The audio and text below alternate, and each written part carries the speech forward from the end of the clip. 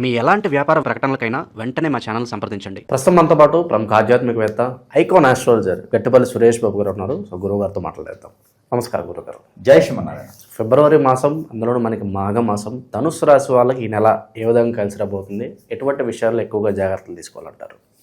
ధనుసు రాశి 2026 సంవత్సరం ఫిబ్రవరి మాసం ద్వాదశ రాశుల్లో ఒకటి ధనుసు రాశి. ఈ ధనుసు రాశి వారికి ముఖ్యంగా ఆర్థిక స్థితిగతులు మనం చూసుకోవాలి. ఇంతవరకు కూడా ఎంత సంపాదించినా కూడా చేతికి డబ్బులు ఉండవు. ఎక్కడ పెట్టినా ఏటో ఒక దాన్ని పోతుంది. రూపాయి కూడబెడతారు వీళ్ళు. చాలా జాగ్రత్తమంతులు. ఏ చిన్న విషయాన్ని కూడా భూతత్వంలో చూస్తూ ఉంటారు. ధనుసు రాశి కదా, ఇలా చూస్తుంటారు భూతత్వంలో ప్రతి చిన్న విషయాన్ని కూడా. ఎవరైనా ఏదైనా అన్నారనుకోండి, అమ్మో చాలా కష్టం వాళ్ళతో, 100 మందికైనా ఒకే సమాధానం చెప్తారు. అలాంటి ధనుసు రాశి వారు ఇక మంచి వ్యక్తులు, ఏదైనా కావాలంటే సహాయ సత్కారాలు చేస్తూ ఉంటారు, ఎవరికి కావాలంటే హెల్ప్ చేస్తుంటారు. అక్కడే బొక్క బోళ్ళ పడతారు, పప్పులో కాలేస్తారు అనమాట. ఎట్లా అంటే రూపాయి దాచిపెడతారు.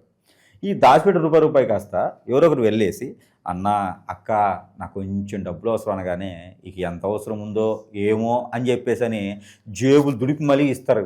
ఇచ్చిన తర్వాత ఇంకేముంది, వాళ్ళు దొరకరు, రారు, దగ్గర రారు. డబ్బులు అడిగితే ఫోన్ స్విచ్ ఆఫ్ చేస్తారు. ఇంటికి పోతే ఇంటికి తాళం ఉంటుంది, పెద్ద తాటికి తాళం ఉంటుంది.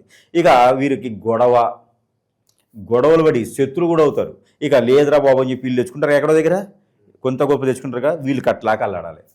అసలు వీరి చేతి ద్వారా డబ్బులు ఇచ్చి వీరు అప్పు తీసుకొచ్చి ఆ అప్పు తెచ్చడానికి వీరు జాబ్ చేస్తారు, లేదా వీరు జాబ్ అవసరం అసలు.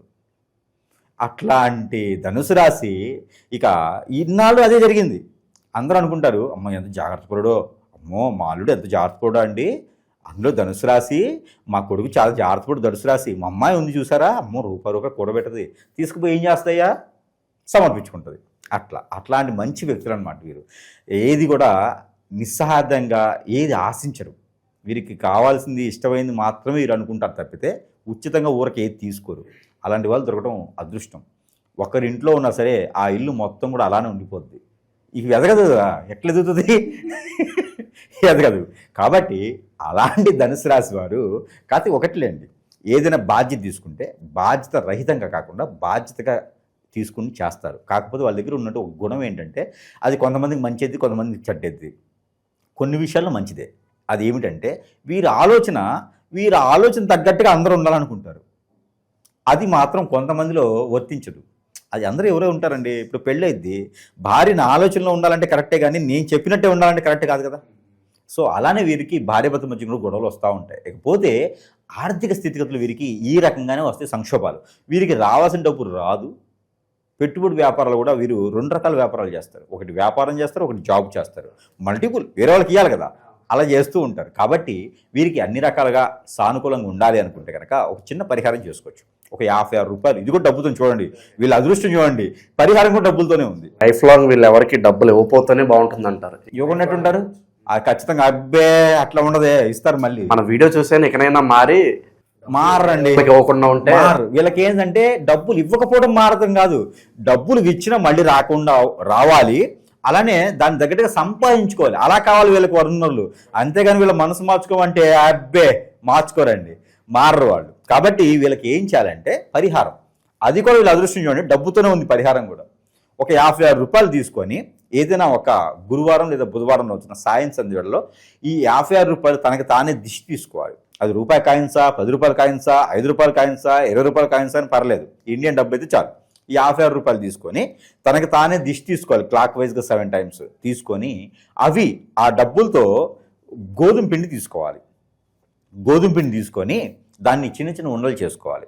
ఈ ఉండలు చేసి, నాకు ఇలా సమస్య ఉంది, డబ్బు ద్వారా నేను ఇస్తే ఇట్లా అవుతలేదు, నాకు ఏ కార్యక్రమం ముందుకెళ్ళట్లేదు, నాకు నరదిష్టి నరఘోష ఉంది అనుకుంటుంటే కనుక చిన్న చిన్న పేపర్ మీద రాసుకొని, ఆ పేపర్లు రెడ్ పెన్తోనే బ్లూ పెన్తోనే రాసుకొని ఆ పేపర్లు ఈ ఉండలో పెట్టాలి.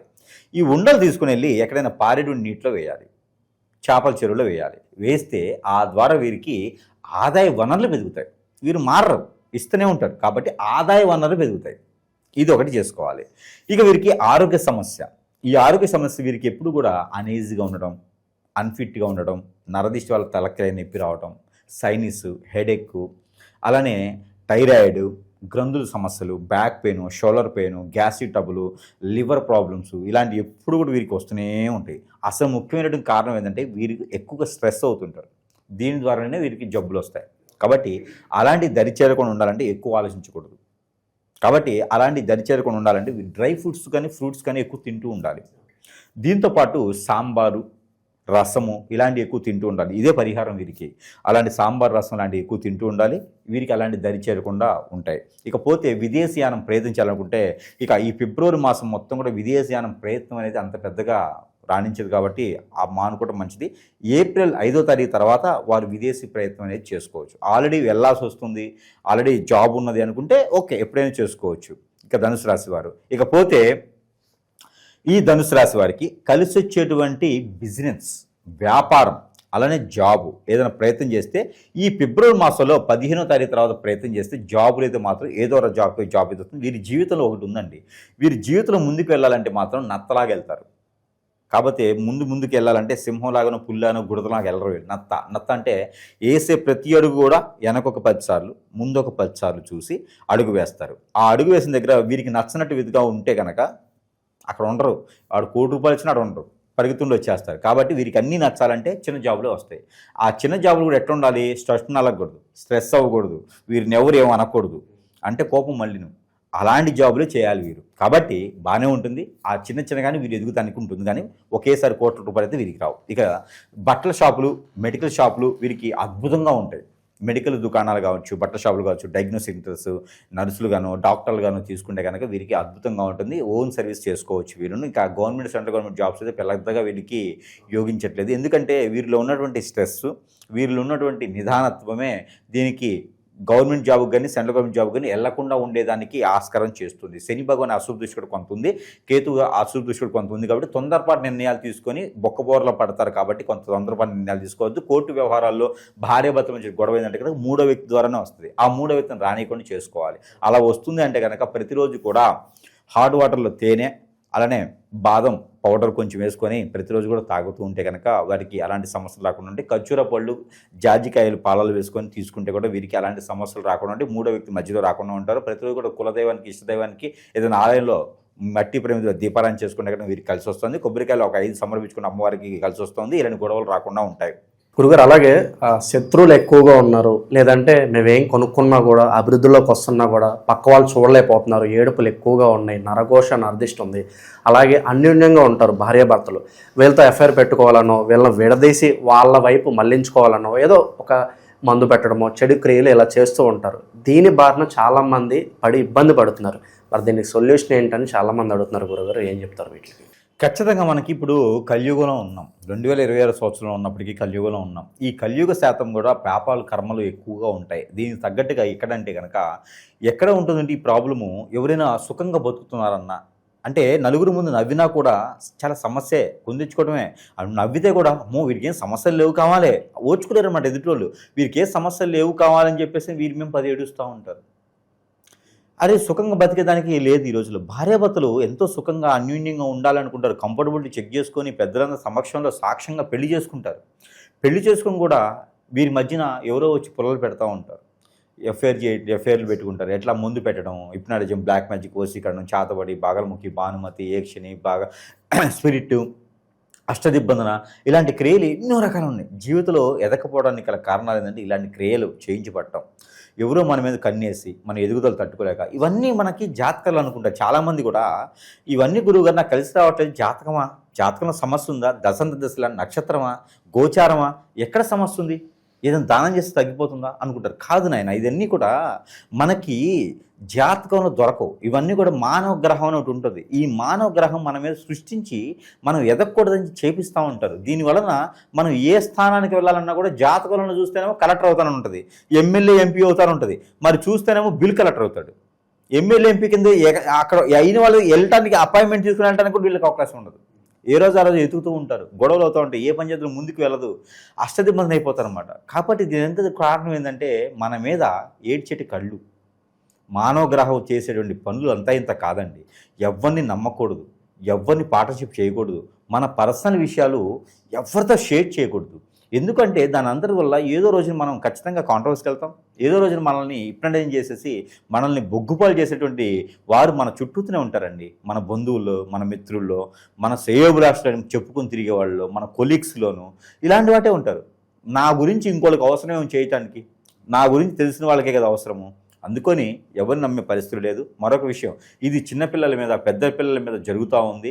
ఈ యొక్క కలియుగంలో ఏది పాపమైతే జరుగుతున్నావో చేస్తున్నావో తెలియట్లేదు. కానీ ఇవన్నీ కూడా ముఖ్యంగా భార్యాభర్తల మధ్యన అయితే కనుక ఇద్దరు దూరమైపోవటము, ఎవరో తెలియని వ్యక్తులతో ఎఫ్ఐఆర్ పెట్టుకొని ఆస్తులన్నీ సమర్పించుకొని పొరుగు పెక్కేత హోదా డబ్బు పలుకుబడి అన్నీ పోగొట్టుకోవడం, చెట్టుకోలు గుట్టుకోలు అయితే ఉన్నారు పిల్లలు ఈ రోజున. ఎందుకండి 15 సంవత్సరాలు 16 సంవత్సరాల పిల్లలను కూడా వదలట్లేదు ఈ రోజున. ఇది ఒక సంఘాలుగా ఏర్పడేసి ఏదో హిప్నటిజం అని బ్లాక్ మ్యాజిక్ అని చేస్తూ ఉన్నారు. అలాంటి వాళ్ళందరికీ కూడా మనం ఓదార్చడానికి కాకపోయినా కొంతైనా మనం చేసేదానికైతే ఉన్నాము. మనం ఏంటంటే మనకు వచ్చిన విద్యలు మాకు నేర్పే గురువులు మాకేం చెప్పారంటే, మీకు వచ్చి విద్య మంచి జరగకపోయినా పర్లేదు కానీ చెడుకు మాత్రం చేయకండి అని చెప్పారు. అలాగే ఒప్పందాలు చేసుకొని మనం కూర్చొని ఉన్నాము. ఈ రోజుల్లో ఆన్లైన్లో చూస్తే నాకు నెంబర్ ఇంత ఉంది, నాకు ఇంత డబ్బులు వేస్తే నేను ఎవరైనా అమ్మాయి మీ ఒళ్ళో పడుకోబెట్టేస్తా, ఎవరైనా అబ్బాయి నీకు ఆన్సరింగ్ చేస్తా అని చెప్పి జనాలు చాలామంది నమ్మి మోసపోయేసి ఎన్నో రకాల ఇబ్బంది పడ్డోళ్ళు అందరూ కూడా అన్ని ఆలయాలు అయిపోయిన తర్వాత కాశీకి అన్నట్టుగా అందరు గురువులు అయిన తర్వాత సురేష్ దగ్గరికి వస్తూ ఉన్నారు. నా జేబులు ఉండవు, జేబుకి నా చొక్కాకి జేబులు ఉండవు. ఎందుకంటే నాకు డబ్బులు ఇచ్చేవాళ్ళు ఎవరు లేరు. కస్టమర్లు వస్తారు, అన్నీ సమర్పించుకొని అన్ని రకాల ఆ డబ్బులు కూడా పోగొట్టుకొని ఎక్కడ పని అవ్వకుండా సురేష్ దగ్గరికి వస్తూ ఉంటారు. ఇలా నా దగ్గరికి ఈ రోజున 12,000 మంది పై చినుకు కస్టమర్లు బలైనటువంటి వారు ఉన్నారు ఈ రోజున. మెజారిటీగా అందులో భార్యాభర్తలేనండి. భార్యాభర్తలు ఒకటి, పెళ్ళైన వాళ్ళు పెళ్లి కాని వాళ్ళు కూడా ఆడపిల్లల్ని వశం చేసుకోవటం, ఈ హిప్నటిజల్ బ్లాక్ మ్యాజిక్లు. ఇంకోటి ఏంటంటే, ఇక ఎవరైతే గురువుని సంప్రదిస్తామో, నాకు బాలేదయ్యా అని చెప్పి గురువుని సంప్రదిస్తే ఇదే అవకాశంగా తీసుకునేటువంటి గురువు దరిద్రులు, నేనే గురువునని చెప్పుకొని పాత సేవలు చేయించుకునే దరిద్రులు కూడా కస్టమర్ల అవకాశాన్ని వాళ్ళు అందిపుచ్చుకొని వాళ్ళు కూడా డబ్బు ఆదాయం పొందేసి నాకు చేతులు ఎత్తేస్తారు తర్వాత. ఇవన్నీ కూడా మన ప్రేక్షకులు ఆలోచించుకోవాలి. అసలు నాకు సమస్య ఏంటి? జాతకం సమస్య, ప్రకృతిలో దోషాల సమస్య, గ్రహ దోషాల సమస్య, నిజంగా నా మీద గురుగారు చెప్పినట్టుగానే ఏదైనా జరిగిందా? ఒకసారి పరిశీలన చేసుకుంటే మనం అనుకున్న జీవితం చాలా చిన్నది. ఈ జీవితంలో మనం అనుకున్నది సాధించాలి. లేకపోతే అరుంధతిలో 3వ జన్మ 4వ జన్మలాగా మనం ఎత్తుతూనే ఉంటాం. కాబట్టి ప్రతి జన్మ మోక్ష జన్మ అవ్వాలి ప్రతి మానవుడికి కూడా. అంటే కనుక ఈ జన్మలోనే మనం అనుకున్న కార్యక్రమాలు చేయాలి. అందుకని మానవులు ఎప్పుడు కూడా న్యూట్రల్గా ఉండాలి, పాజిటివిటీగా ఉండాలి. అంతేగాని నెగిటివ్ దానికి వెళ్ళకూడదు, అలాంటి ఆచరణ చేయకూడదు. ఏదైనా ఉంటే సానుకూలంగా ఎదుటివారికి సహాయం చేయాలి, లేకపోతే మన పని మనం చేసుకోవాలి. ఎవరు కూడా మనల్ని ఆశించరు. కాబట్టి ఇలాంటి వ్యసనాల జోలు వెళ్ళకండి. ఆన్లైన్లో ఏదో కనిపిస్తూ ఉంది అని ఇంకొకరి జీవితాన్ని నాశనం చేయకండి. అలాంటి చేస్తే కూడా చివరికి మనకే అంటుకునేది అది. కాబట్టి అలాంటి చేయకండి. అలా బలైన వాళ్ళు ఎవరైనా ఉంటే ఖచ్చితంగా సంప్రదించగలిగితే కనుక వారికి నాకు తోచినటువంటి పరిష్కార మార్గం అయితే కనుక చూపించబడేదానికైతే ఎప్పుడు కూడా సగర చేసేదానికైతే మనం సిద్ధంగానే ఉన్నాం. కాబట్టి ఎవరు కూడా వనరులు ఉన్నాయి ఈ రోజున నాశనం అవ్వద్దు, ఎవరు కూడా బలవ్వద్దు. ఏదైనా సమస్య ఉందంటే కనుక ఆకలి అవ్వకపోవటం, నిద్ర పట్టకపోవటం, ఆందోళన, చిరాకు, కోపం రావటం, సరిగా తినలేకపోవటం, ఏ పని చేద్దాం ముందుకు వెళ్ళలేకపోవటం, మన మాట వినలేకుండటం, అలానే చెప్తే వినపడటం, అలానే ఒంటరిగా ఉండాలనిపించడం, ఎటన్నా వెళ్ళిపోవాలనిపించడం, నెగిటివ్ థాట్స్ రావటము, కాళ్ళు ముందుకు వెళ్ళకపోవడం, ఆరోగ్య సమస్యలు, ఆర్థిక సమస్యలు, ఏ పని చేసినా ముందుకు వెళ్ళదు, అలానే దరిద్రం మన చుట్టూతోనే ఉంటూ ఇవన్నీ జాతకాలు ఉండవండి. ఏదో చెడు క్రియ జరిగితే చెప్తే జాతకాలు ఇవన్నీ ఉండవు. కాబట్టి ఇలాంటిది ఏదైనా ఉంటే ఖచ్చితంగా సంప్రదిస్తే వారికి పరిష్కార మార్గం అయితే ఖచ్చితంగా మనం అయితే చూపించడానికి సిద్ధంగా అయితే ఉన్నాం. వివాహాలకు అనుకూలంగానే ఉంటుందంటారు గురుగారు. ఇప్పుడు మోడ్జం నడుస్తుంది, ఈ టైంలో మంచిది కాదు అన్న ఒక భావన ఉంటుంది సాధారణంగా. ముఖ్యంగా ధనుసు రాశి వారికి ఏంటంటే వివాహ ప్రయత్నాలు వీరు ఏంటంటే కొంత మొండి మూర్ఖులు, వినరు. వీరి భాష, వీరి జాస వీరికే ఉంటుంది. వీరికి ఏంటంటే ఒక లవ్ ఉంటుంది. ఆ దరిద్రం తగ్గట్టుగా ఈ లవ్ ప్రభావం ఎలా ఉంటుందంటే పెళ్లికి ముందు ఒకలా, పెళ్లి తర్వాత ఒకలా ఉంటుంది. ఇక కర్మజాలక పెళ్లి దాకా వెళ్ళింది అనుకున్న ఆ విషయం. అసలు వీళ్ళకి లవ్ ఫెయిల్యూర్, భాషను చెప్పంటే లవ్ ఫెయిల్యూర్ వీళ్ళు. ఇక తుమ్మిదొకటి ముక్కుతో అనుకున్నట్టుగా ఏదో ఇక తప్పతరా బాబు బలవంతంగానో అదో ఏదో చెప్పుకుంటూ పెళ్లికి ముందు ఉన్నటువంటి మనసులు పెళ్ళైన తర్వాత ఉండవు. కాబట్టి వీరు గట్టిగా మూర్ఖంగా పెళ్లి చేసుకుంటారు అనుకోండి. పెళ్ళైన తర్వాత 3 నెలలు 4 నెలలకే గొడవలు అవుతాయి. తట్టుకోలేరు అనమాట. వీరి ఆలోచన వేరే ఉంటుంది, వీరి ఆలోచన వేరే ఉంటుంది. పెళ్లి కాకముందు అది ఎట్లా ఉంటుందంటే మసిపూసి మారేడికాయ అనమాట, మిరాకిల్స్, మాయాలన్నమాట. అవన్నీ కూడా మనసులు మారిపోతే గొడవలు అవుతూ ఉంటాయి. కాబట్టి వీటికి లవ్ మ్యారేజ్ సక్సెస్ అవుతుంది, అరేంజ్ మ్యారేజ్ సక్సెస్ అవుతుంది.